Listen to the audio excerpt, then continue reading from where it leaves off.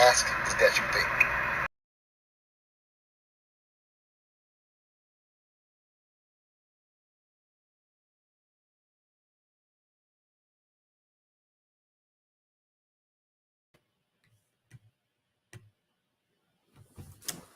What's up, everybody? It's your boy Montoya Smith, aka Black Socrates, and welcome to another edition of the Just My 3 Cent podcast, a rapid fire live interactive podcast where you can jump on with me as we discuss race, sex, and culture. And hopefully you will join me. Again, this is the idea for those that know about, been rocking for 7 years on the Mental Dialogue Talk Show. That's the audio only broadcast every Saturday.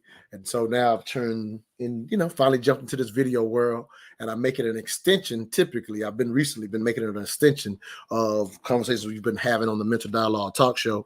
And basically, whatever we miss, I'll bring it to the table on Wednesday, highlight some things that we should have or could have talked about on Saturday's show, and we let y'all jump in and get in the interaction with us. So just to give a little, just slight backdrop on Saturday, our discussion was, is polygamy pimping? Let me get the exact word because the verbiage matters. The question on this past Saturday's Mental Dialogue Talk Show is polygamy similar to pimping? And so we had an amazing that play couple, a relationship polygamous couple and relationship coaches, that play couple on, and we had a dynamic dialogue along with my special guest, Queens of Intellect member Deasia Robinson, co-hosting that show. And so we had a deep dialogue. Highly encourage you to go find the Mental Dialogue podcast on Spotify and Apple Podcasts, wherever you can find basically podcasts, you'll find that podcast. And so today is an extension of something that I meant to bring up that we didn't bring up during that conversation, but we went real deep with that conversation. And so I want to jump in tonight, and I'll go ahead and let it out the bag right now so you know where we're going to a degree. One of the questions that I meant to ask, or I should say necessarily a question, but something that I wanted to bring up on Saturday's show that I wasn't, unfortunately, able to bring up. And I got my man Ephraim jumping on this thing, so I know he only got a few minutes. I'm going to go ahead and get in here just in case. Whatever you want to jump in, just jump in, because I know you only got a little time, Ephraim. So unmute yourself whenever you want to talk, and I know you're ready to talk. But real quick, one area that I wanted to bring up, we were really we started out the show last Saturday talking about polygamy from a traditional standpoint, and we moved it, if you will. I'm going to mute you for a split second, brother, while I set everything up. So we started talking about traditional polygamy, but we wanted to move it into the modern era, and the modern era is people are visiting all aspects. So this show is called, if you will, Polygamy versus Polyamory, if you will. And so there's a lot of discussions about different relationship setups or what might work and things of this nature. And so again, we moved it we talked about it just for the start of the show from a traditional standpoint and how it plays out today. And so one of the things that I didn't get to bring up was because both our relationship coaches, even though they were Muslim, if you will, they as they said on the show, they typically coach mostly monogamous couples as well as non-religious couples. So they're very aware of people making lifestyle choices that doesn't necessarily fit them doing it from a, if you will, from a Muslim standpoint and doing it from a religious standpoint, the polygamy aspect, right?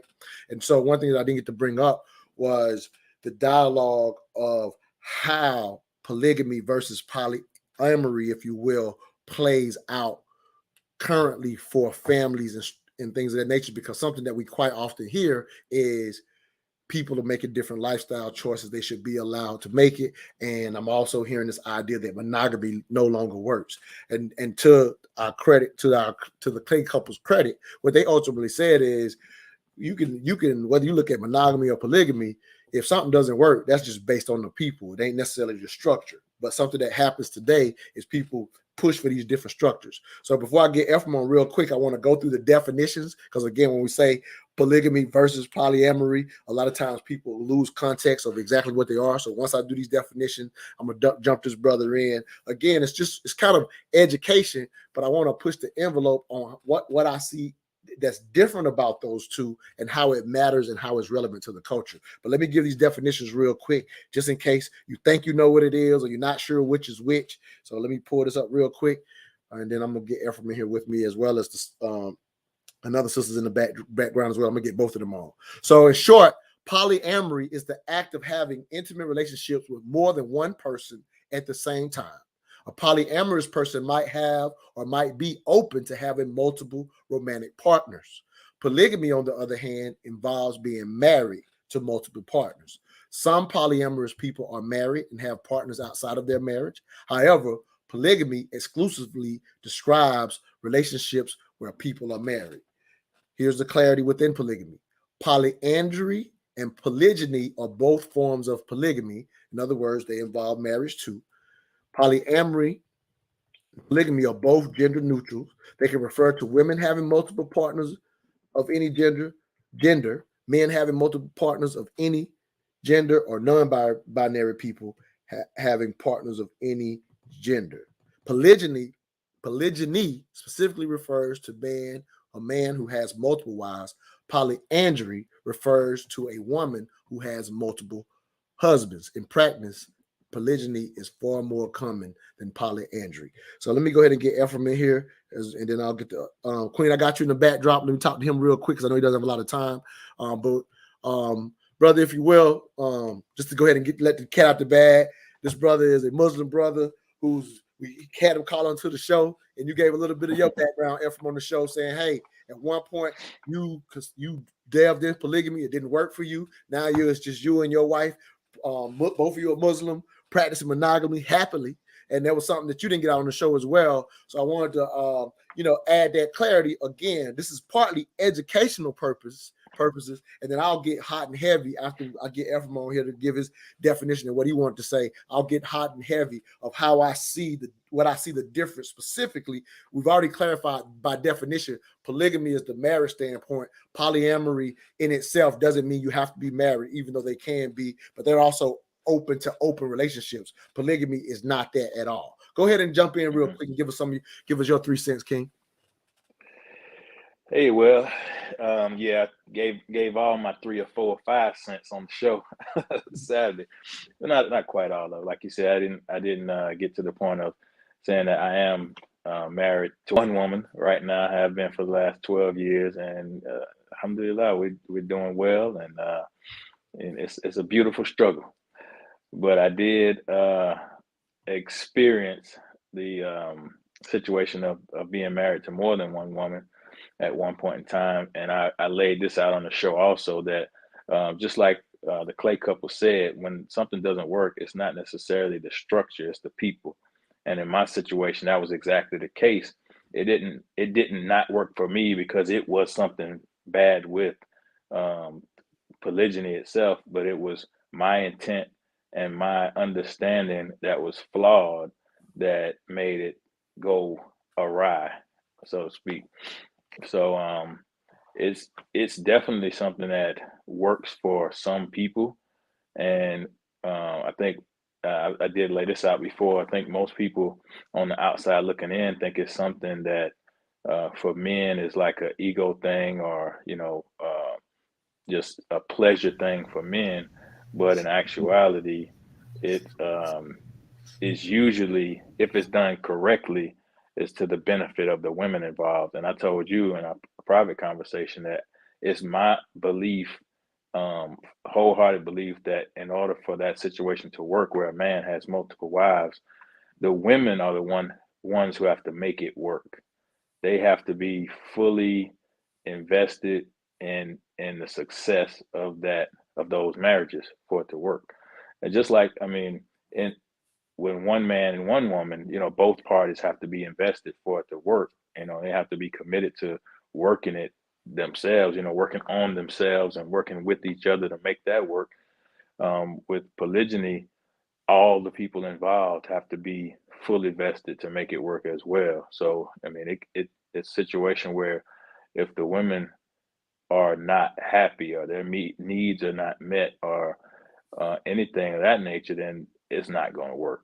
I mean, Yeah, because let me say this real quick. And again, I just mm-hmm, wanted this brother having this background to give some clarity. And it's one thing from your perspective, you said it's for the women. I just want to highlight this. It's for everybody listening right now. Understand, if you're familiar with the Mental Dialogue platform, what I'm about to say was not brand new to you. So, but if you're first time kind of messing with us on the Just My 3 Cents podcast and our platform, if you will, I'm love to have hard conversations on race, sex, and culture. And in having those conversations, I'm not advocating by getting the information. It's getting the information and having a dialogue about that information. So again, I wanted this brother's perspective versus I can read the information and explain what I'm asking of him and share it. But I just want people to understand, if you're a first-time listener, me sharing it is not me advocating, it's getting the information. I want to push the envelope in another area, but I want to get some clarity before I start pushing the envelope. And so from your understanding, you really highlight that it's for the women, because again, when we were asking the question on Saturday,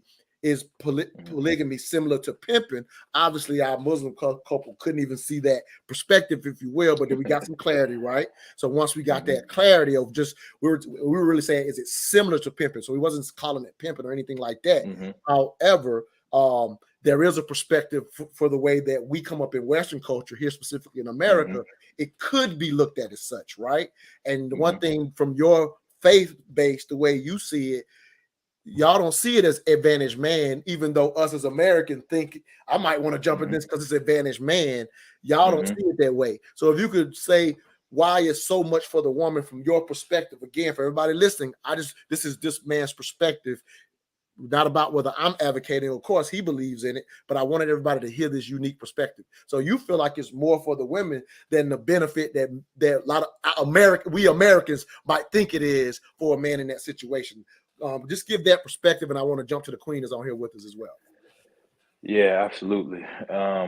Well, marriage in general in Islam is clearly defined, and the rights and responsibilities of the man and woman are clearly defined. So, in marriage in general, a woman's rights is to be taken care of in every way, form, or fashion, financially, physically, spiritually, emotionally.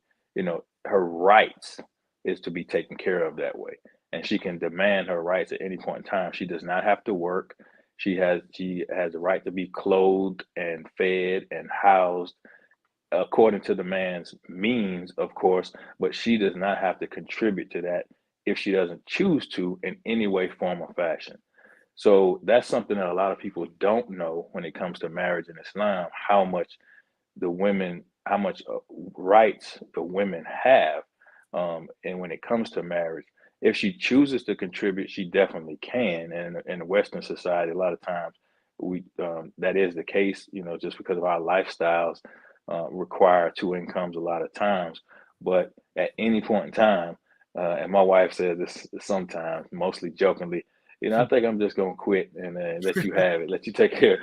So, but if she really was serious about that, I would have no say so in the matter. There's nothing I can do about it, but stand up and do what I got to do. But so in the case of a man having multiple wives, they still have the same rights. So now you don't not only have one woman that you're literally responsible for, now you have multiple that you're responsible for. So in that situation, I don't A see lot of work. that's a lot of work. It's a whole lot of work. And most people, I would say most who enter into polygyny in Islam don't do it correctly. They don't mentally think about the responsibility that they're taking on. And a lot do. Even in my situation, I was um, um, thinking about it from my benefit perspective, Yeah. and that it showed like immediately. Even though I did consider the responsibility aspect, I did consider all the regulations and the guidelines, because Islam is very clear that a man, in order to have multiple wives, he has to be able to treat them equally in every way possible. So that means not only the money has to be distributed equally, she had each wife has to have similar housing. So if one wife has a Now I got four it. Let me bed jump in four right here. bedroom, Yep. Because Right. you've given a great background. I just want to be real respectful of the background versus me trying to deliver it. Do you need to go, or I can keep you on? It's really up to you. Yeah, I do need to go right now. I Okay, can come cool. back a little bit later, but I Yeah, need to yeah. go You right jump now. back in if you need to, brother. Yeah, Okay. yeah. So I just want to thank F for giving that background. I see you, Skin Beach Attic, Queen. What's I want you to jump on this thing with me. Are you willing to jump in and talk with me? How you doing it with me, Queen? I'm just checking. Some people in the background just want to listen. Some people want to talk. I'm good. I am like glad that I was able to make this podcast tonight because it's very interesting when I saw it on Instagram. I was like, the timing was very impeccable, so to speak, with Okay. like a recent personal life Situations. experience. So, Okay. I mean, I'm not here to give any advice at No, all. no, no, no, no, no. Yeah, I want people to jump on just to talk and dialogue what we're talking about. Yeah. So I'm gonna jump Because this thing off I now. have based on the experience I've been through, I have questions, and I also, was Gotcha. looking for some clarity and see if there was anybody else out there that related to the situation. Okay, bring it up. Um, because I was, let me just sum it all up. Like, long story short, I met a guy, he romanced all that, dying, the newness of dating and meeting somebody new and being all in and blah, blah, blah, and sweeping me off my feet. And like, oh my God, I haven't dated in a year and a half. And I finally, open myself back up to date, and it's refreshing. He's a gentleman, blah, blah, blah. And then 3 months in, after we're already like comfortable with each other and, basically playing couple roles, it turns into like, oh, I need to I'm tell you seeing something. other women. And I was like, word. So I felt like that was something You you got to should do. have disclosed in the beginning to let me make my own choice. Don't wait until you gotten my emotions wrapped up in, this whole involvement and being 100% comfortable with you. Because when I say I am 100% myself with this person, like there was Oh no, wow. I, I held no bars. When I'm happy, I'm happy. When I was Right. agitated, I let it be known. I'm civil in the streets, but we at home and something go down, I'm let his ass know, yo, this ain't how. You know what I mean? I'm always expressive. I express myself all the time, very vocal. So that was real comfortable. You know what I'm saying? That made me real comfortable. Then on top of that, he violated by introducing me to friends. And, I met his mother by accident, even though it wasn't intentional, but still, like, you introducing me to like important long-term friends in your life, like you making me a part of your circle, and you want to meet my friends, you coming up to my job, coming to job functions, meeting, what I'm saying, being in my whole entire atmosphere, only to reveal all this. So No, that's tough. And we talked about that on Saturday's show. That unfortunately in the modern era, quite often, that's how it's being introduced, right?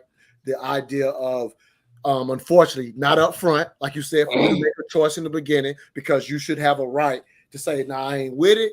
I might consider it, or I might do it." And quite often, this is what happens more so than again, we just heard the idea of moving into polygamy, which is ultimately being married. There's a whole approach if you're going obviously if you're going to take the if you're going to be in a sense take the religious approach. But what's happening is in 2023, this conversation I hear from women all the time is coming up quite often because that's where people are willing to explore and say and express that's who they are, but they're doing it in the way that you just talked about. Unfortunately, quite happens more so than not. yeah, Unfortunately, no ethics, no yeah, no, ethics yeah, whatsoever. And it at first it kind of like shocked me, and my first reaction was basically I just kind of like fell back a little bit, and I was quiet, and I didn't give no real reaction to it. And at that time, because being that we were still new to each other, he is confused, like, is she quiet because she crazy, or is she quiet because she just needs some time to think. So when the other party's nervous and doesn't know what you're thinking, or because you're not coming at them in a rage, just like, that's when he's making all these efforts to be like, are you okay, are you okay? And I'm like, at this point I just need you to give me my space. because I need to think. Because I've never been in a situation like that ever before, so it's very new to me. And mind you, I'm grown as hell. I'm 46 years old, so that shit would have never out. I wouldn't have You flown wouldn't with have signed up. You wouldn't have signed up. right. No, I understand that. And then So being that, I'm feeling like because I took such a long break from dating and, having any type of intimacy or any like physical involvement for a year and some change, I was like, I felt like I was going to be in a safe place because he was making me feel safe. And it turns out that he's not safe. yeah, let me ask you a quick question about it. I want to move the conversation somewhere else and still would love to get your 3 cents if you want to dialogue about it. Yeah. But real quick, was it I want to explore in a sense that is new for him, or was the dialogue this is really who he is and it took 3 months to come up? Because those are two different situations. So I was just wondering which category did he fall in? Or how did he, at least what did he tell you, I should say? I don't know what's true at this point. Did he, you know what I'm saying? Like, did he just, this is who I am, but I'm just not sharing it at this point? Or did it just pop up like, I want to explore this, even though we've been going down this road for 3 months? You see what I'm saying? Which one? No real clarity because Gotcha. when I met him, he was literally freshly separated, working on a divorce of a 16-year marriage. Gotcha. Okay. So Gotcha. I just felt like he was a dog let out into the wild and just went berserk. Gotcha. Basically. Yeah, I was just wondering. So here's where I really wanted to go, just for this discussion, and anybody else can jump on with us as well. Well, I really wanted to go from the concept of polygamy versus polyamory. I've gave the for people that are just not jumping on, I already gave the definition, so hopefully people understand the difference. Polygamy, I'll just say real quickly, is idea of having multiple husbands or multiple wives, if you will. And polyamory is basically, in a sense, the ability to have relationships or love more than one person, if you will. And again, this is getting visited hot and heavy in 2023. And something from a cultural standpoint that we hear quite often, and we talked about this a little bit on the show on Saturday, was the idea of people are starting to introduce specifically for the African-American community. People will say something, for example, as to the point of polygamy was, in a sense, something that our ancestors practiced, and then we got westernized, and now we're trying to be monogamous and follow a westernized approach. And so that the westernized approach is no longer working, marriage is no longer working. I get into those dialogues all the time where people, in a sense, are tearing down marriage. And so people are saying we need to explore these other things, to a degree. We need to explore polyamory. We need to explore polygyny and think. Go ahead. If you, I feel like you want to say something. Go ahead, Queen. What do you think about that? Because I feel like, and it's just my personal opinion, because I know how I'm built, is I feel like polyamory or polygamy could be a label used for those to justify being greedy, so to speak, or they don't feel like they want to commit to just one person. They want to have, the paradise. They want to have all their cake and eat it too, and don't want to have the obligate. Well, I know polygamy is you do subscribe to, a list of obligations, so to speak, where polyamory is just basically free for all. You do whatever you want to do, just as long as you're upfront telling people, hey, this is what I do. So it's cool because I let you know, but this is what I'm out here doing. Yeah, well, they definitely do it with ethics. I mean, people that do polyamory correctly, it's done with ethics, right? Because everybody's up front. So that's that version or whatever. But polygamy, if you will, like you just heard the brother say, comes with these requirements that, there's a bunch of responsibilities. However, in the modern era, some of what you're talking about, people do exploit it, right? They exploit it, simply from the standpoint, and that's how it gets brought up quite often. And so when people are suggesting that we need to explore it, I see a complete difference, if you will, from the idea of what we just heard from the other brother, the responsibilities that come with doing polygamy from that standpoint. Now, the way it's getting thrown out today is, again, if you're a Muslim, you're supposed to have 2 full separate houses. But what happen, which feels exploitive, which is what you're asking, is when, let's say, me and you are getting together and I'm doing just okay and you doing okay, and we're saying, well, hey, let's get another lady and all 3 of us live together. Now, at the end of the day, let me make something real clear. Adults can do whatever the hell they want to.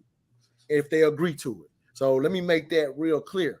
But here's the issue for people who are, in a sense, pushing for this as a solution, if you will, for the African American community. When you look at the history, because I hear people say this kind of stuff all the time, that the history is we didn't come from that. Well, the reality is the ancestors that were brought here, if you will, just to give some history, when they were brought here, they were typically practicing a local religion, some type of local spirituality, or in fact, a lot of them were already Muslim because of the prior conquering, if you will, by the Muslims of parts of our ancestors. So some of them have been practicing Islam for a long time, and polygamy obviously is okay within Islam, if you will, but people overplay that. Like right now, when people start talking about polygamy as a solution, the reality is only 2% of the world's households, if you will, right now live in polygamous marriages, if you will. And so when people start offering a solution and not realizing that there's really never been a point in human history, I should say never, there wasn't a point in human history where a lot of men would even take on the responsibilities, like you just heard from that former brother. Typically, you'll have to have the means. Everybody know you have to have the means to be able to do it first and foremost. But what's getting offered in this new age is almost a makeup for my lack of means. If I can get two women coming here with this money, right, coming in here, and we all do it together. Again, if three people agree to that, I got no issue, right? I don't have no issue with polyamory. Right. But when you start talking about it being a solution and putting up polyamory, again, your choice to be upfront, because like you said, if that brother had gave you the choice, you could have just said, no, I ain't with it. Or maybe you would have considered it. Right. But what's hurtful for you was 3 months later, he brings it up after the fact. So I get that. And so, again, most polyamorous people have a lot of trouble with the lack of, with the unethical part. However, what a lot of people that are in polyamory push for, saying this is the new way, or we got to come up with some type of hybrid, since monogamy is no longer working, which I'm big on healthy marriages before children. So they're pushing and saying if more people would just be upfront, everything would work just fine. Here's the unfortunate reality to that when children get involved. Again, 2 consenting adults. I don't care if it's 3 consenting adults or 4 consenting adults. Do whatever the hell you want to when it's just you involved. But the issue with this new age polygamy that, again, doesn't fall up under what the Muslims practice, specifically where the man understands this is a responsibility for you and these wives and these children, it still falls under the edict, whether that's a monogamous marriage, your responsibility on one another and these children. Well, the reality is when humans have a bunch of sex, typically children are going to happen, right? So when we get out here pushing and talking about polyamory as a thing to do, well, the reality is who's going to be harmed in that situation if children come about? Because the reality is, while you and I could agree to be in an open relationship, right? That's fine when it's just us. But in us stepping out, if there is a child or you get pregnant and we got to figure out who it is, I'm just saying, if that happens and we got to figure out who it is, what's the chances that I'm going to be responsible for a baby that's not mine? Right? What's the chances that I'm going to really be responsible, even though we're in this open relationship? And so, again, when adults are consenting to something, that is just fine. But it is not a solution once you start bringing children into the equation. Because what we've lost sight of in this new era, when we keep saying monogamy is not working, or even if you want to say polygamy won't work, again, those require marriage. But for all of us, because now marriage is a bad language, is a bad word in 2023, if we just want to be honest about it. But sad, but true. And so here's the sadness about it. Because of, in our era, we've become a selfish era. Like, we're a selfish era. Social media doesn't help. It allows you to, that kind of thing. So because we've become more selfish, the reason we can dog marriage out in this era is because we think of marriage as, let's say you and I were to, what's your name, Queen?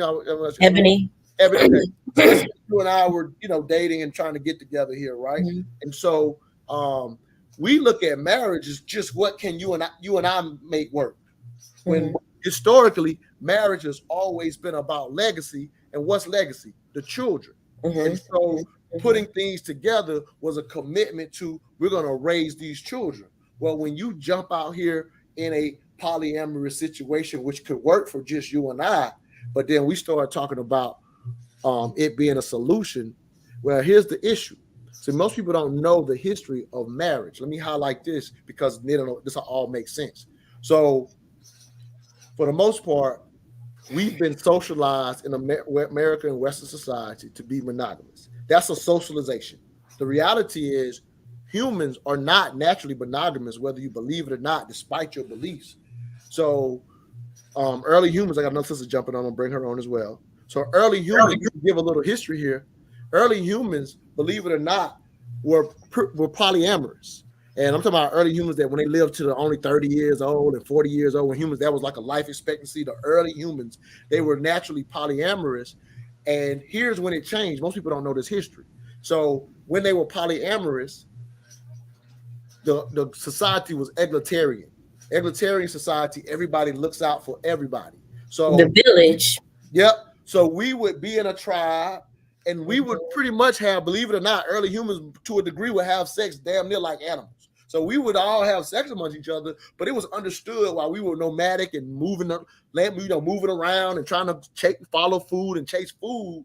Well, every child that was had, the whole village took care of the children. So even though we might have multiple partners in that type of culture, it was okay to spread the seeds because we're all taking care of these kids and, making sure they survive together. We all did it. So here's when things change.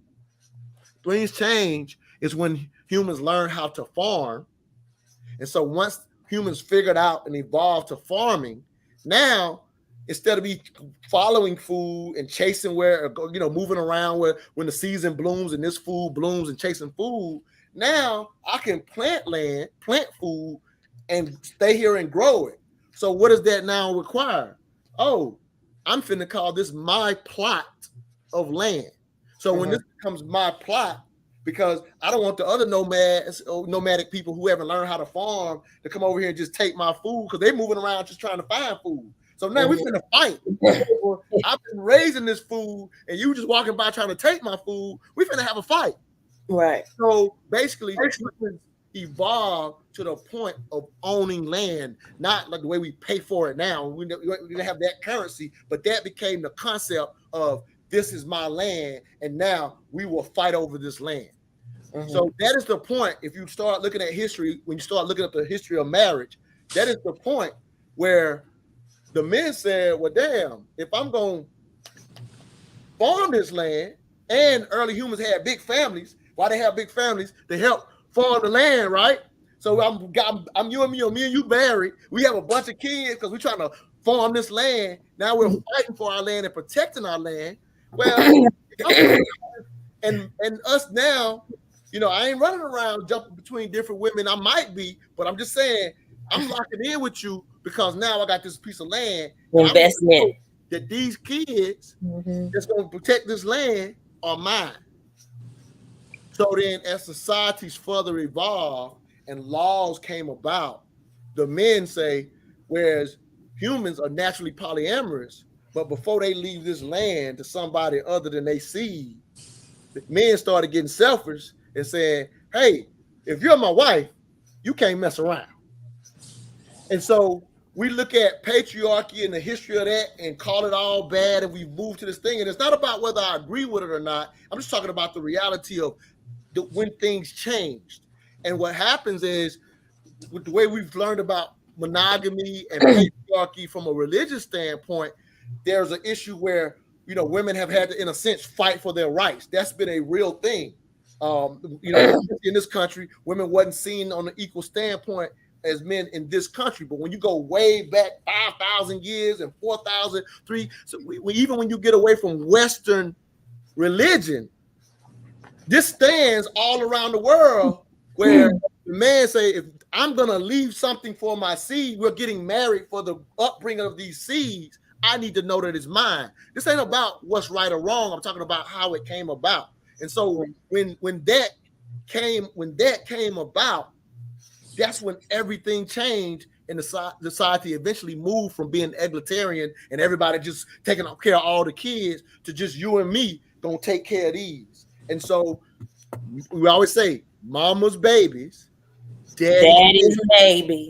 So when people are exploring these new things, which are fine, you and me as an adult, we can agree to be open.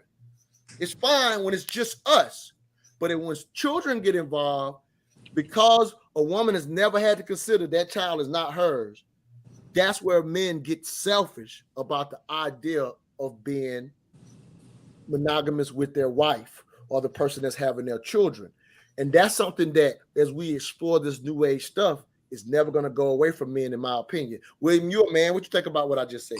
I think you hit it on the head. That's exactly what I was, I always look at the economics of it, because the economics leads everything. And I think what you hit on was just the economics of it. Like, the way that our society is set up is a capitalistic society, and a capitalistic society is about what you have ownership of. And so I think men, in our traditional way, look at women as an asset. And when you think about assets, what we always try to do is we try to attain as many assets as we can in this culture that we live in, which is capitalism, right? It's about the benefit of, it's all about how does it benefit me, right? What's in it for me? How do I benefit, right? And so that concept is a economic concept, right? It's exactly that. Yes, how do I sustain, maintain, and keep this for my children and my legacy and my lineage, right? How do I keep it in this very controlled environment? It's an asset. So I think not to diminish women's value or anything like that, but women are viewed in that society as an asset, which that asset belongs to an individual, right? Which is the man, right? It's how we perceive it today. And that asset has to belong only to me. It's not to be shared. And I think that's where we are. So I think as long as we're in this capitalistic environment, right, where it's about, we go out in the workforce and we kill the lion, we kill the dragon for our benefit of our family. I think the idea of monogamy is always going to be that. It's like, that's the idea until we get into this, I think you call it esoteric environment, egalitarian. Where humans were that way, but they were that way before humans understood the concept of land ownership. Exactly. Like the landowner humans are the ones that became powerful enough to take out the egalitarian indigenous people. Exactly. Because they would go, let's go use America. Europeans coming here, Native Americans are saying, how can you own the land? We are the land. The land is part of our spirituality. How do you own this? But those trying to own land were the conquerors. Because why? They had to develop tools to protect the land. It makes so much sense. The Native Americans developed tools to go hunt and chase their food. It makes sense. I don't think you can. I honestly don't think you can have it both ways. I don't think you can have a capitalistic environment where you live and you practice capitalism in that way that we do today, right?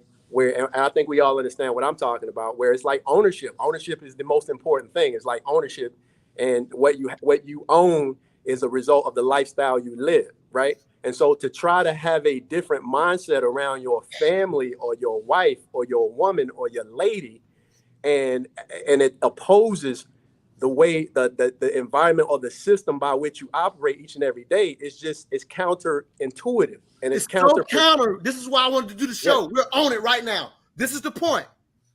So the reason this is the point, William, you're on it right now, is because we're trying to come up with other versions of how to recover the village in our community. Right. We're looking at historical things that were done before Western society and says, oh, that's better. Let's shoot for it, but not knowing the history prior to Western society and religion taking over. Because again, all over the world, this is consistent regardless of religion. Right. But the reason this matters is because we're trying to come up with things now that we're polyamorous. Again, nothing wrong. I want to make this very clear. I don't care what two adults agree to. Right. I don't give a damn. I'm not talking down on two adults agreeing to anything. However, when we're talking about people are starting to try to say, let's push for these other models while we're in midst of capitalistic society, but take capitalism away. You don't have to have capitalism. People still own shit in other forms of governments. Yeah, that's At true. the end of the day, land ownership, regardless of the system, you're not going to be able to get to an egalitarian thing as a relevant culture fix for what's currently going on. But so what I'm saying here is, for people that are pushing that, we're losing sight of reality and literally trying to come up with these other things that don't take in consideration that naturally, if we are saying we're pushing for wealth and generational wealth, and we want to start focusing on those things, it's so counterintuitive and counterproductive to what will work that we don't see. We're going to have to return to the values of family in order to navigate this system. And you see it. And you see it in other cultures. Like I work with a lot of different. I work with Pakistanis. I work with Indians. I work with Asians. One thing they still practice very heavily, even when they come over here as immigrants, is community. They practice it not just from a marital standpoint, but from a community like support standpoint. You will not go in Chinatown and see a black person working in a Chinese restaurant, right? And it's not just because you can't speak Chinese, right? It's because they don't support you that way. They support themselves that way. And until we get back to the essence of that community, as a black community that uplifts anybody who is your brother, your sister, whatever it is, it's hard to mentally bring that into the relationship and change the way that the relationship is when that's the way we are as a community in general. And so when you look, let me throw this in though. Let me throw this in. What we also lose sight, and I don't think you might not agree with this, but if you can't develop community without the marital standpoint. That's what we miss. And the reason you can't, here it is. The reason you can't is this right here. So what happens is it's hard for two people to stay together. And so when it's just hard for humans to, in a sense, live out a lifetime together or whatever. And what typically is part of the glue, it's not the only glue, but what's typically part of the glue, when historically, when you were doing it not for love, but you understood what the commitment was about. It wasn't just, again, keep using Ebony as an example because she's on here with us. It wasn't just mine and Ebony's commitment to one another. That alone typically ain't gonna get you through.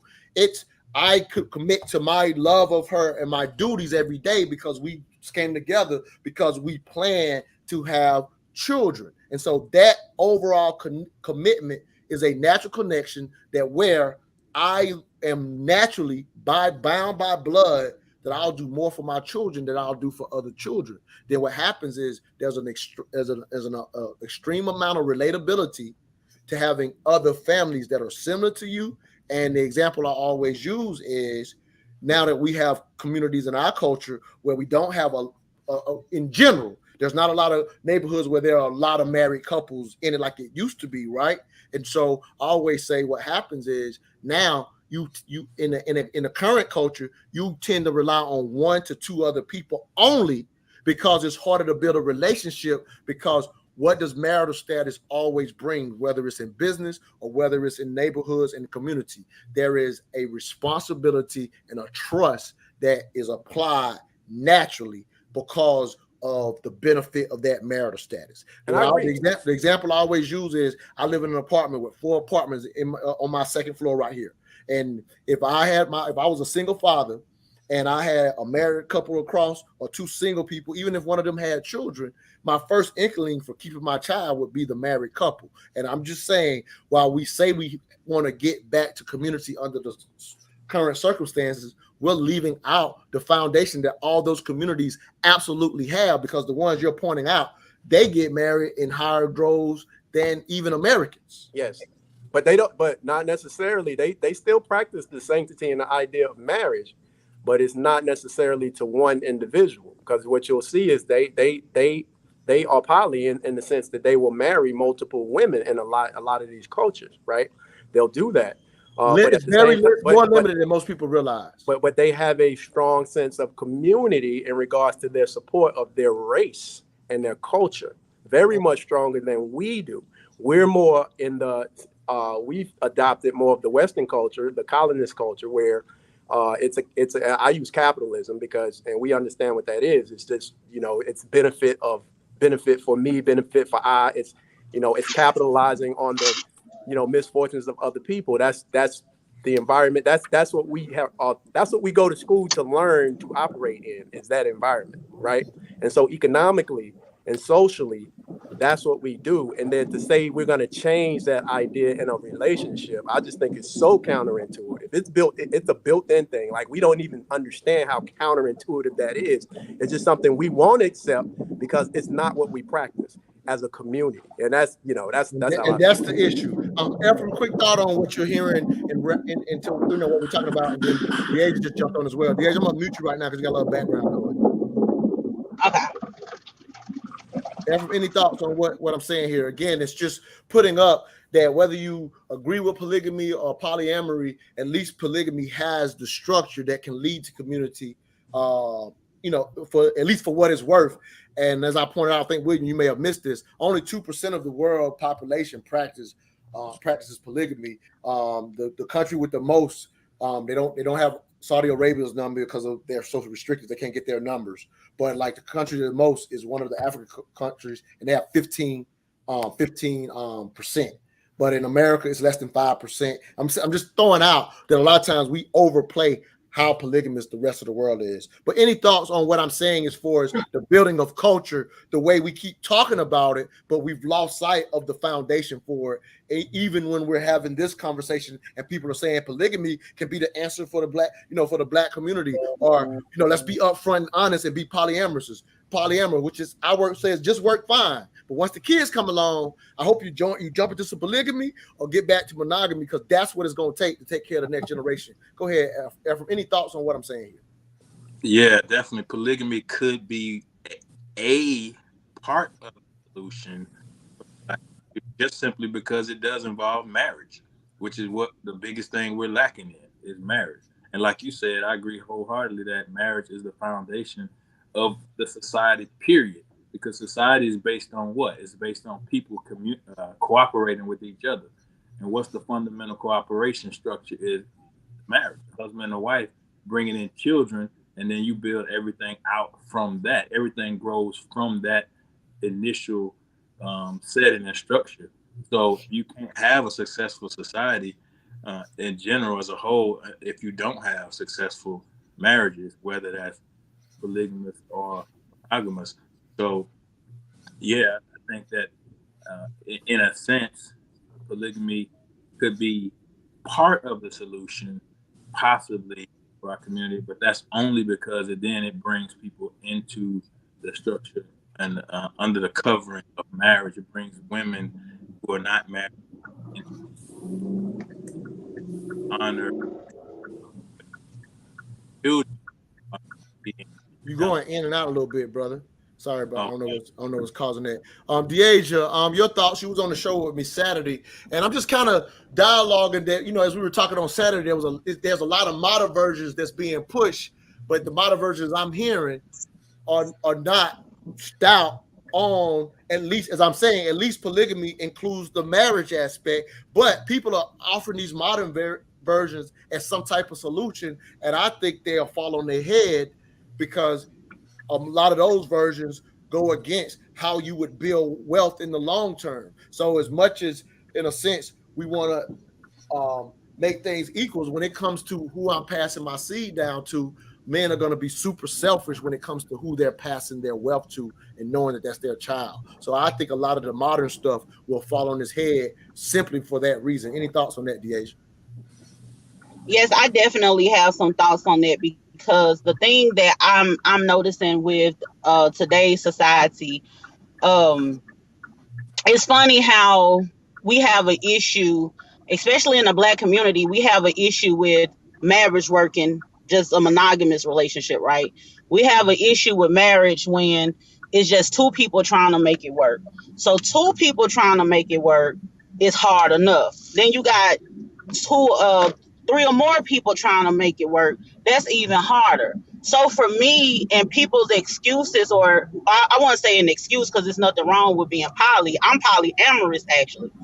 But the thing is the reasoning behind it. I don't agree with the reasoning people saying that they're doing it. I'm not polyamorous because I'm trying to build a nation. I'm not polyamorous because I'm trying to correct some type of problem. A lot of people are saying they're trying to correct the problem, but they're not activists or anything in their community. They're not active in their community. They're not grassroots leaders or anything like that. But they'll say that they're trying to correct a problem by way of bringing on all of these additional parties. You're not trying to correct the problem. You got to be honest. You just want to be able to fuck who you want to fuck. You know what I'm saying? And you want to do it. Yeah, and that's just what it is. And you wanted to do it in a way where you want to put it under a label. You want to throw it under a label in order for you to be able to justify it. And it's okay if you do that. And it's okay to say that. But don't say that you're trying to build a nation within a nation. You know what I'm saying? Like, don't tell me, oh, I'm trying to build a nation and we need to build a tribe and we need to build up the community. And that's not what you're in. At this day and age, that's not why you're in these poly relationships. We need to start being real about it. You're not in the poly relationships because of that. If you're in a poly relationship because of something like that, it's because your ass is poor and you need somebody to help you. You need 2 or more people to help you go 3 ways on the light bill. Otherwise, it's no real reason as to why all of these reasons people be talking about that is not even relevant in today's society. You do not have to be married or have a relationship with all of these different people for us to bring back the aspect of community within our culture.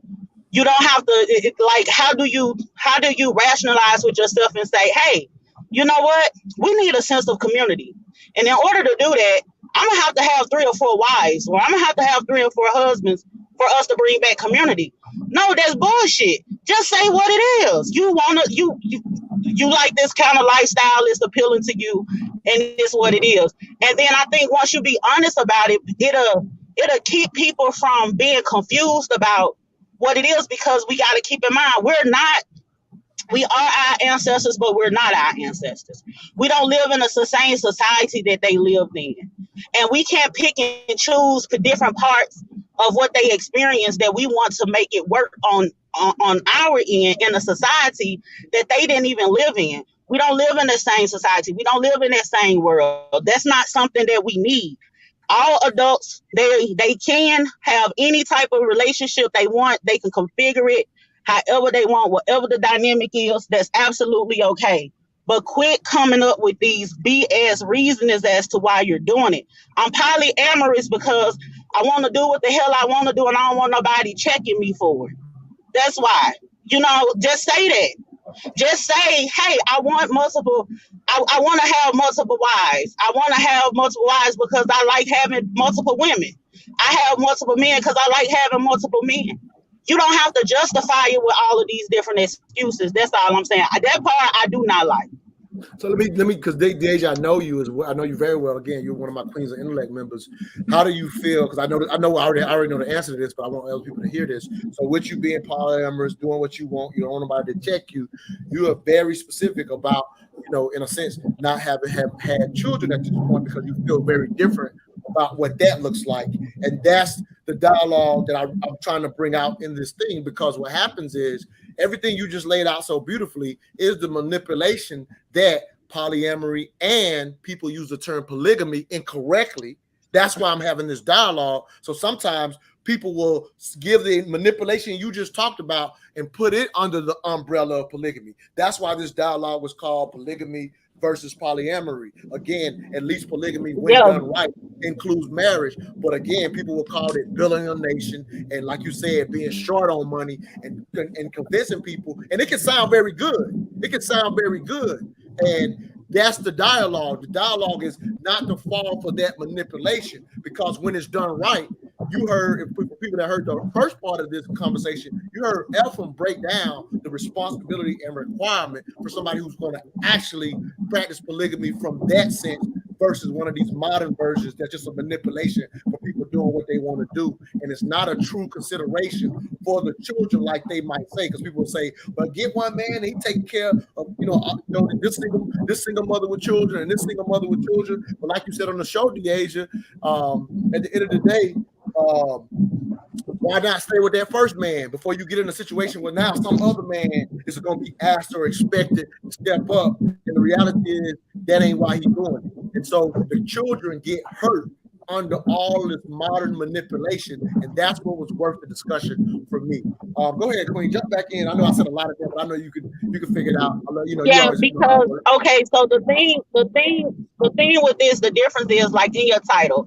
Polygamy is a form of polyamory, but polyamory is not polygamy, right? And so polyamory really doesn't have a structure like polygamy has. So the thing is, when you're speaking of kids and you made mention of me not having kids, here's the thing. Even though I'm well aware of what I am doing and what I like to do, once I get to the point where I decide that I've always said I'm not having kids unless I'm married. And when I say unless I'm married, that means like to one man, and we ain't got all of this extra curriculum things going on now. We want to have a little fun every once in a while. That's cool. But it ain't finna be we finna be sister wives and none of that. We ain't doing none of that. But the thing is, people always talk about how kids are influenced and how, all of these different people in these different alternative lifestyles are confusing the kids. And they will say, hey, this polygamous lifestyle is going to help the kids. Well, we don't live in a society where that's the mass majority of relationships that's going on out here. So that's not the culture that we're bringing the kids up in, where else somewhere in other countries, that's just the culture, so it's understood. Why people don't think that it would be confusing as hell to the kids to bring them in that type of environment when they look outside and they just see one man and one woman together more often than not. The same way all of these different alternative lifestyles that other people see or whatever, and they say it's a bad influence on the kid or it's confusing the kids, your lifestyle, whether you're polygamy or not, is still considered an alternative lifestyle in our society, which in fact can confuse children. So with that in mind, I feel like before I bring these kids into this world, I have a responsibility to, make a solid foundation to bring them in, and being in a polygamous type of situation or poly situation, that just won't work for me. I don't think that benefits kids. I feel like kids will benefit more so for my experience and my upbringing is from a nuclear family. So that's not no shot at somebody who may be LGBTQ or whatever the case may be. But for me, I feel like it benefits kids well for them to come up in a nuclear family. And poly situations are not that. And the reality is, what happens is, even though that may be you naturally, but even in a monogamous situation, and I'm, for example, I'm heterosexual, I'm not poly or whatever, even in that situation, finding a wife, there's going to be responsibilities in my situation with my wife when it comes to those children that may be against who I am. So people have to, Ephraim, you always talk about this. You quite often have to make responsible decisions based on raising these children that you wouldn't have to make on your own. So sometimes people are always talking about pushing to live their truth as if that truth somehow trumps the responsibility of what it requires. Responsibility quite often trumps what you may want to do or is your truth sometimes for the responsibility of another.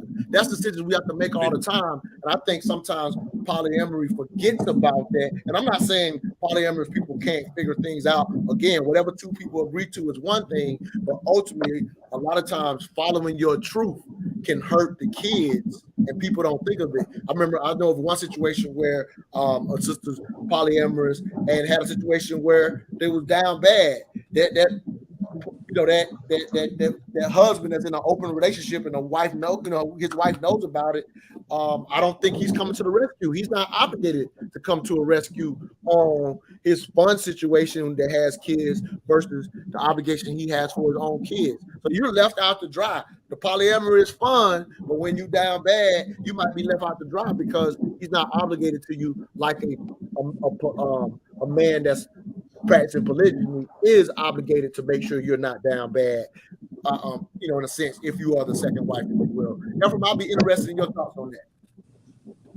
Yeah, I mean, that's it in a nutshell. Responsibility more often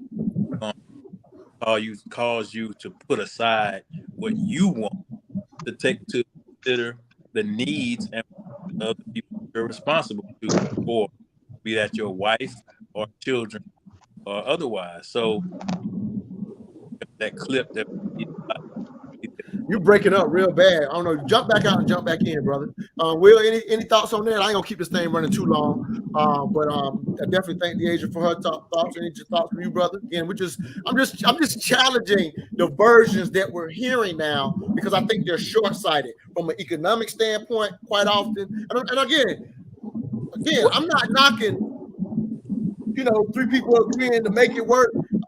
But some people are offering as the new thing we can push for the culture. And I don't know how any of those are tried and true in a capitalistic society. Your thoughts, King? Yeah, I think when speaking on a topic like this, it's very much your personal experience. So what I try not to do is ever generalize in this topic because I understand that to each his own. We all have different experiences, and we all come from different places, and we've all, like I said, have different experiences. So with that being said, I think. I think I'm an economics guy. And I realize the power. And so this goes back to the idea of pimping, right? Because all my life, my experience, I've always worked to be equal in regards to the economic opportunity, right? That I try to create for me and my family in the world. And I know as a Black man, that is very, very much a challenge, more so than a lot of the people I've worked with, a lot of the guys that I work with, a lot of people in general, just in the marketplace, right? It's not balanced in terms of what I've tried to accomplish, right? And I have ideas all the time. And most of my ideas require capital. They require monies. They require a startup. And this is where we always fall behind because as smart as we are, as intelligent as we are, as brilliant as we are, as explosively wonderful as we are as Black people, where we always lack is our ability to find capital to push our ideas and our agendas forward, whether we're going to the bank or whether we got to ask the white man for the money or whatever it is, right? Socially, it's hard to get this funding, or we have to do startups, we have to do crowdfunding, whatever it is. You guys know what I'm talking about. It is hard to get the capital needed to put these ideas forward. And so with that being said, what I always see immigrants do who come here with nothing, a lot of times they come here with absolutely nothing, right? This is just my experience and what I see. So that's all I'm speaking on is they pool together as, and I don't know how they do it in terms of marriage and family and sleeping together and all of that kind of stuff, because to me, that's irrelevant. Like I understand it's not about just wanting to sleep with somebody or have sex with somebody. It's about pooling resources. Right? It's about pooling resources together to create the fair opportunity in the marketplace that we cannot seem to get otherwise. And if that requires me being in a relationship with one person and then the opportunity presents itself where this person that I'm having, another person comes in and maybe it makes sense to pool our shit together. I don't know if it's not about, I don't look at everything as sex, believe it or not. Like me as a Black man, I'm not looking at every relationship based on how much punani I can get. You know what I'm saying? It's not about that, for me.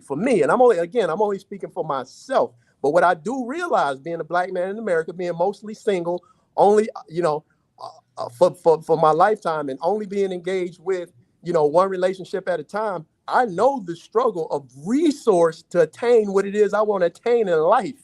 You know what I'm saying? And what I do understand is if I am in a relationship and somebody is bringing something more to the table, that gives us a better opportunity to fulfill our dreams and what we're trying to accomplish. So if that requires 2 or 3 or 4 people to accomplish that, then I'm all for that. Right. You Here it is. understand what I'm saying? Okay, I understand what you're saying. The dialogue in reality though is in you doing that, and you get all these resources, you gonna care about who it go to.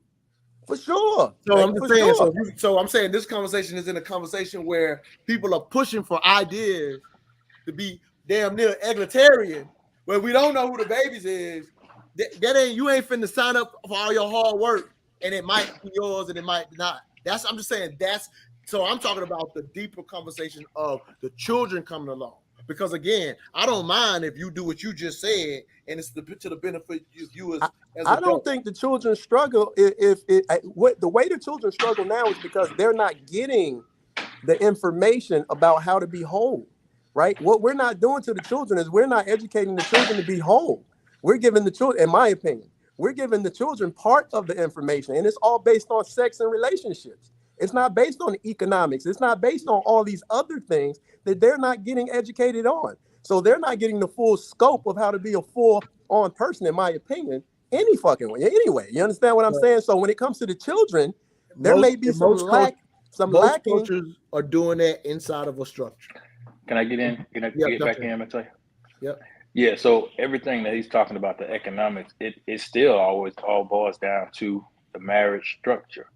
Because in those cultures where you see the people coming into this country and they're thriving, the majority of those people you'll see, and I see a lot of them in the Muslim community. I'm around Africans, I'm around Pakistanis, Indians, Indonesians, everybody. The fundamental structure is the family, is the marriage. You don't hardly see any of those people as single individuals, and then they're building. I'll give you an example. Several families that I know, their families pool their resources, right? So the kids, instead of turning 18 and moving out, they stay at home. They may even go to college and even get married and bring their wives into the family household. And now those kids are contributing. I know one family in particular, so a Pakistani family, the 2 grown sons, one of them is married, living in the household. They contribute almost their whole check. Both of them have full-time jobs. They contribute their check to the household of paying off the house. But guess what's going to happen when they get ready to get a house? Their whole family going to come in and help them get a house. Another Arab family that I know of that does this extremely well. All of their resources come together. 2 of them are attorneys. One of them is a businessman. The father was a businessman. He came to the country with nothing. He bought businesses. The son, every time they buy a business, they buy it all together. Whenever they buy a house, they all buy it together. And all of everybody contributes to everybody else in that family. But then they're able to go and partner up with other people, but they're going to partner with people who are stable. They're not going to partner with people who are just out here willy-nilly doing anything. They want to see that you are stable, that your family structure is good, that you're able to do these things within your family before we're going to come and trust you to do some stuff with us. And more often than not, they still partner with other family members, like an uncle and his family, or a cousin and their family. And this is really common. And one of the biggest things that I see in all of these different cultures is the fact that the kids don't leave the house when they turn 18. That's one of the biggest things. They let their kids stay home, even get married, and help them establish their economic situation before they go out on their own. That's a big deal right there. Right. And that's all I was saying was, so is that you're correct, William, that we're not getting information, but other cultures are delivering that information inside of a family structure. And as many as I watch and see and talk to, that's what I see consistently. So I'm not saying the family structure isn't important. What I'm saying is, does it matter if it's 1 or 2 or 3? Well, like I said, I'm advocating polygamy over. I'm just saying I'm advocating polygamy. So clearly, that's not necessarily the issue, if you will. I am highlighting that under polygamy or polygyny specifically, just because, again, if I'm going to leave this thing, it ends up being the man making sure this is his seed. So that still fits into how wealth is passed down. There's a lot of things that we advocate currently in the society that makes it seem like why should a man care? Like the point I said this to a friend last night. Men don't care about women sleeping around. Hell, we couldn't be hoes if y'all wasn't hoes, right? I'm just talking about keeping it right. Like men don't give a damn about women sleeping around, but we do care if you having my baby. And so we get to caring about that one particular woman. But the way society talks about patriarchy, it's a thing of man caring about what women do. No, there's way more strip clubs with women in it. So we clearly don't give a damn about women doing their thing. You know what I'm saying? You can look in the Bible. Men had concubines, right? Like this has been around forever. So men ain't never cared. So polyamory, again, is natural to humans as far as the science goes, as far as I'm concerned. He might feel differently with his religion. I'm just saying from a scientific approach, what I can tell in research, we are naturally polyamorous, men and women. That's never been an issue. However, this family structure is all, the trust that we just talked about, and I'm passing it down because I know this child that's moving in my home after they've been married is actually my child. So there's things that are getting advocated right now and manipulated and disregarding the how important marriage is in a world where we don't want to include marriage. So that's why I stood this up as polygamy versus polyamory, because typically, I get it. This is each other. This is so I'm starting to connect. So this is a discussion as to whether getting married versus not getting married is I just wanted to highlight polygamy versus monogamy versus polyamory, because typically you get monogamy versus polygamy. You get the conversations that people like to have. They typically don't pick anything that falls under the polyamory window against each other. But I've clearly made that distinction to highlight a lot of the things that we're talking about, because despite what we hear, people may call this right or wrong, but at the end of the day, you don't want to be daddy's maybe if you work your ass off to leave. And again, some people might think somehow that might get turned into being misogynistic. But the reality is we don't give a damn. We like women to sleep around. That's how we sleep around. But we don't want our wife to sleep around if we didn't work our ass off to pass down some wealth. And that never gets said, and I wanted to say it today on this show. So it's important. I never heard that before either. It's important for us to pick one, is what we're saying. Right. Like pick and one. If you're gonna pick more than one. And if you're going to pick more than one, I would recommend you learn what polygamy really is versus some of these new versions that are being propagated today. Because to polygamy, you need to be a man of means that has a chance to offer the correct justice, not just to the woman, but you're supposedly going to bring more kids into this thing. So, because when people really go look at the history of even polygamy, it's never been practiced by a lot of men. The time that you would see it at its heights, and I'm pretty sure he can attest to this, even within the Muslim world, the times you saw it reach heights was at times of war, and they were more or less taking on their brother who got lost at war to make sure that woman and child were protected. Exactly. So the mindset was completely different than some of these bastardized versions we're hearing in 2023. Or like Deasia said before she left, people wanted to pick parts of certain things in history. Or even if you want to go back to our ancestry, because our ancestors wasn't about, I'm talking about the early African ancestry, if you will, if you say we're part of that, if that's part of our lineage, when Africa was what was green now is now desert, like the Africa was flipped around when you really go into the deep geography history, right? And we were more egalitarian, right? And so we were egalitarian to the degree land ownership wasn't a thing. So if you go, so somebody can go research, I made this mistake in the past. You go research a history and be like, oh, look at how we were before we got touched by Western society. And you look at maybe a society at that time that's matriarchal or whatever, which is not a problem.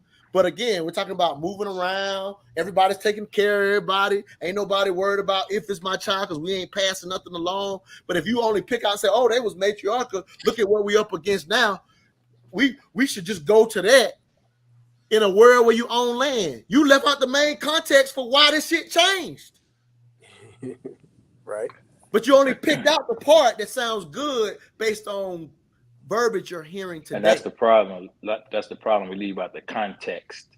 Like Yeah. you're saying about polygamy even in the Muslim world, like you pointed out, it's never been widely practiced because of the reasons that I pointed out before. It's all about responsibility, and that's the bottom line. We talked about responsibility to the wife, to the children, and that trumping you living your truth a lot of times, and that's more often than not going to be the case.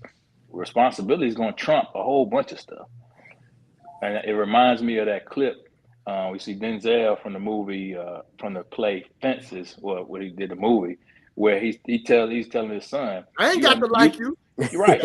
What a law. You live under What my a law. roof. You sit your behind on my bed. You fill your belly with my food. Why? Because I owe that to you, not Right. because I like you. Right. Because I owe you responsibility, and that's the part that we like to leave out, the responsibility part. So if we're gonna take on nation building, then that nation building requires responsibility to take care of those women and those children that you want a nation build with, not just for you to go and get your jollies off because you want to be with multiple women. That's not how that goes. Like you said, like you pointed out, in the Islamic world where you saw polygyny thriving more often than not, it was during times of war when the women needed to be under the protection of a man, and so their husband got killed at war, so another man would take that widow on. And like I said on the show Saturday, the Prophet Muhammad, peace be upon him, he never, as far as we could tell, married multiple women for his own benefit. He married for the sake of, he married widows to show people this is what you do. You marry the widow because she's the one that needs the care and the protection.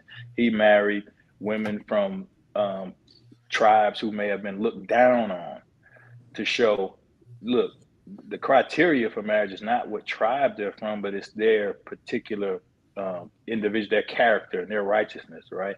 And he married women to combine power between my tribe and your tribe. Maybe there's a war, a feud going on between these two tribes. So to reconcile those two tribes, I marry a woman from that tribe over there. Now we're bound by blood, so we can't feud anymore. So it was never, and that's all nation building, right?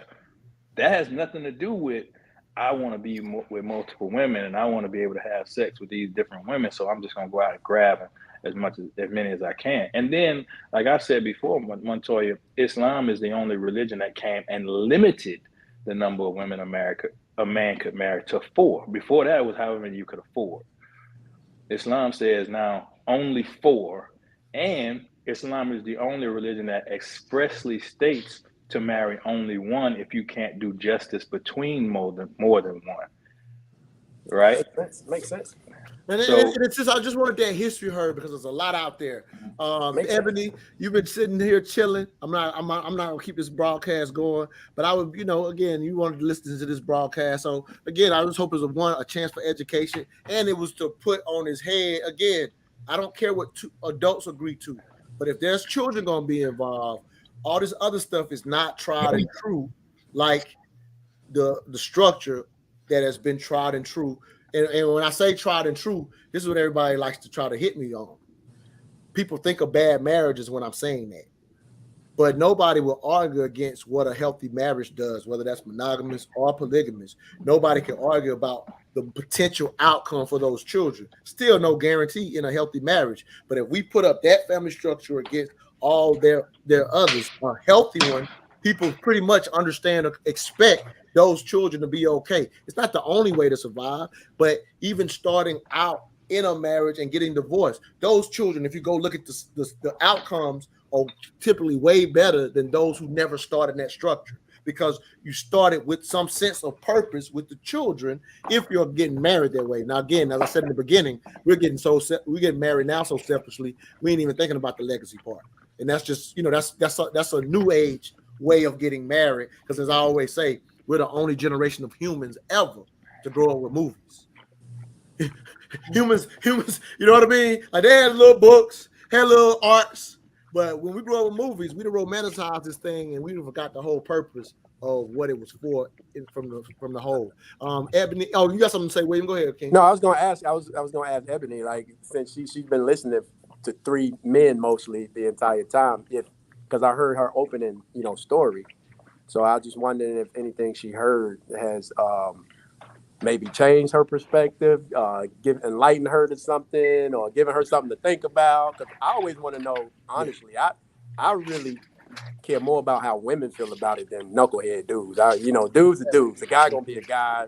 We got many different reasons why we choose to do something, but it's the woman's perspective that I'm always interested in. Like the other young lady that was on here that's left, Deja. Am I saying her name correctly? Yeah, She hit dead on as to what I was alluding to in the beginning. I just didn't deliver it well, and that's where my perspective comes from my experience, what I see and have seen out here.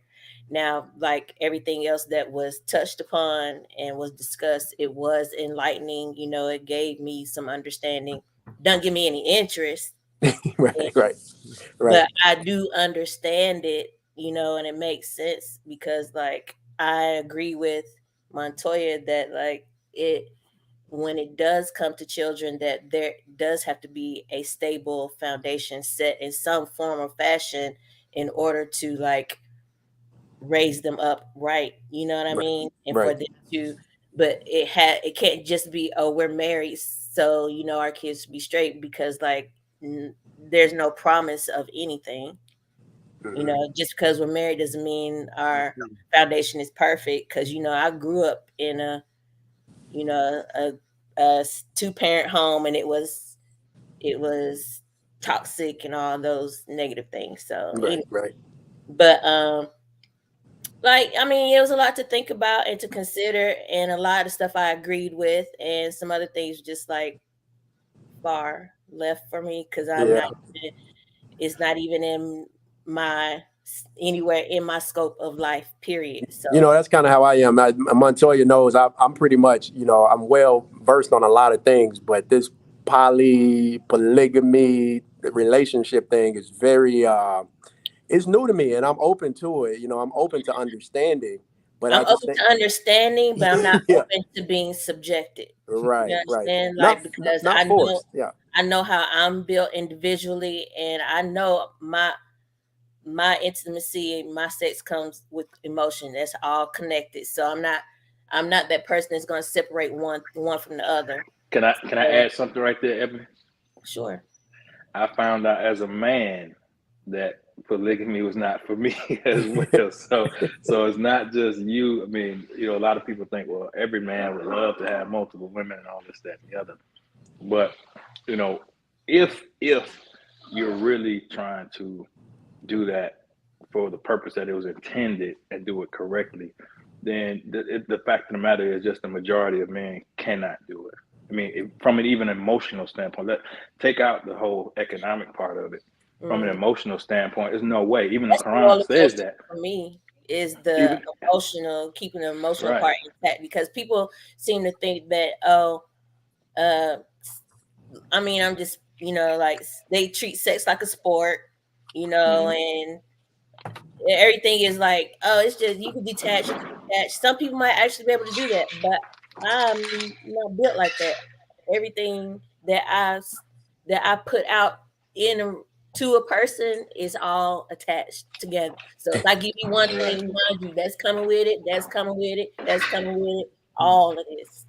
So, well, what I love what you're saying is what Ephraim is pointing out too, that most men are not capable. Obviously he gave his personal, and I don't have a problem with a man. Like, I had a brother on who's in a polygamous relationship. Him and his wife are doing great. So again, more power to those that can. But what I love is what Ephraim just said. The reality of that most men cannot. And I just wanted to highlight, because again, our goal is to raise the culture. It ain't about whether you agree with me or not, but it's challenging, one, understanding, like you said, like William said, one, understanding it, because how many times are these dialogues taking place and ain't nobody looked into the full history, right? Man, and had the real conversation where this brother say, I did it, I couldn't do it, and the reality is most men can't, because this conversation gets I respect so romanticized that you leave out the reality of it, and people start kind of explore it strictly off the romanticism. Right. And everybody's not open to the dialogue, because I know I've caused some heat. around this topic. Yeah. You know what I'm On my saying? show, Like, even on my show. on both sides, yeah, on both sides. Like it's like people are very passionate on both sides about this thing, and I just feel like it's to each his own, right? It's like Ephraim was saying, like most men can't do it. I do believe that. It's not for everybody, you know, like Ebony said, and you know, it's just to each his own. And so I kind of this is I good. respect Yeah, and I can respect anybody that is honest with themselves. You know what I'm saying? So, like, Ephraim, I appreciate that you can be, you know, transparent and say what you explored and experienced was not for you, and you were mindful enough to, you know, acknowledge that. You know what I'm saying? Because some people will continue on in the situation and think it's something working against them versus self-reflection and taking a look at themselves and realizing what they are or not built for. You know, I'm just gonna I only ain't built for and I'm trying to it. It's understand it too because much work. I'm 46 yeah, years old. like I'm freshly back in the game, so I'm trying to understand what even the dynamics are, so I know which way to actually go. Because right now I don't know what the marketplace looks like. You know what I'm it's saying? trash. It's trash. So I'm just telling you, be careful out there. Yeah, I see. I'm not in no rush, no hurry for sure. That's for sure. If you are a man of quality of at any level, be careful. Yeah, for sure. With that said, I'm gonna knock y'all off. I'm gonna close with a piece from my upcoming book, Re-Education of the Negro. As I always close with a piece from my book. Thank y'all for coming on. Definitely, you know, you can stay in the background and listen to my piece. And we'll try this again next Wednesday or Thursday. I usually do Wednesday nights, but sometimes on Thursday. But thank y'all for coming on. Hope Well, people let me enjoy. say before I sign off, sorry to interrupt. No, This was please. my first tune in for real. My like via video. My first tune in was actually by phone, but this one, like, I enjoyed it thoroughly. Thank I you. think I met you some years ago at a coffee house where you had some, and One of that's my how it lives. turned on to you. And I've been following you ever since. So, like, when the next subject sparks a flame in my brain, I'll be on the next one. That sound good. You're here in Atlanta with us, right, Ebony? Yeah, I am. We doing just to highlight this. We're doing a dinner club next Sunday night up in Smyrna. I think that's not too Oh, I far live from in you. Marietta. Okay. Yeah. So I don't know if you follow us on Meetup, but go follow us, and we're doing so we're gonna have more discussions, not about this topic here, but more topics. We're doing a dinner club on Sunday night, so I'm gonna let y'all go. But y'all can stay Nice in to the meet you, Ebony. You too. You all have a good night. Yeah. So Yeah. while I read this, so y'all tune in for this part. I'm just taking y'all off the screen. All right. So this is a piece from my upcoming book, Re-Education of the Negro. And this piece is called Black Socrates Speaks the Power of Sex. The power of sex. This weekend, I watched a National Geographic program in which these two male lions attacked 4 cheetahs and killed 2 of them on the African plains. This was unusual for 2 reasons. 1, the speed of the cheetahs, and 2, no known history for the 2 big cats being enemies. The lion, while king of the jungle, has always had 2 mortal enemies, hyenas and leopards, both due to their tendency to kill lion cubs. Although when numbers are in their favor, hyenas will attack a full-grown lion as well.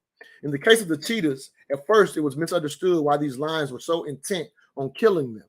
However, later in the program, they speculated that cheetahs possibly kill lion cubs too, which could explain the 2 lions' intent in this instance. However, what was more amazing was why the lions were able to kill the swift-moving cheetahs in the first place. That reason was due to these 3 male cheetahs vying for the attention of a female cheetah in heat. She raced across the plains, attempting to escape their advances, but eventually they cornered her. As the 3 male cheetahs were fighting over mating rights, they didn't notice the first lion run up and attack. During the attack, the lion immediately killed the female cheetah. The other 3 initially got away, but in their hormonal rage, they continued to fight one another, attempting to impress what was now, but unknown to them, a dead female cheetah. Their instinct of fear was completely overcome by their instinct to mate with this female, and they paid no attention when another lion came up on the scene for a second attack, killing another cheetah. It was amazing to see how the power of sex made these cheetahs have a total disregard for their own safety. Only after the second attack did the other 2 cheetahs realize the prevailing danger and run away. As for the male lions, It is their nature to kill any animal that could potentially kill their young. This is why male lions often fight to the death when challenged for their place as king of their pride. The head lion understands that if he loses a battle to a challenger, the newly crowned lion king will immediately hunt down and kill all the lion cubs in the pride. This is done to assure only the victor's genes populate the next generation. Inside both gruesome acts, the killing of the sex-craved cheetahs and the killing of lion cubs after the current lion king is dethroned, I see similar correlations to the black male community when it comes to having children. It is supposedly our ability to reason that makes us humans different from the instinctive species of the animal kingdom. However, within the African American community, some men and women are acting like they are cheetahs in heat and oblivious to the dangers around them. In the case of humans, it's not a lurking lion waiting to attack, but dangers like unwanted pregnancies, abortions, and venereal diseases. This is why 72% of our African American children are born to unwed parents. Within the natural order of humanity, it was never intended for it to become normal to have children out of wedlock. Have we no shame is the question. For all the men that stand up with the pride of a lion to take care of their kids, married or not, I salute you. I just wish we had even less cheetahs, pun intended. Just my 3 cents. All I ask is that you think. See y'all next week. Salute.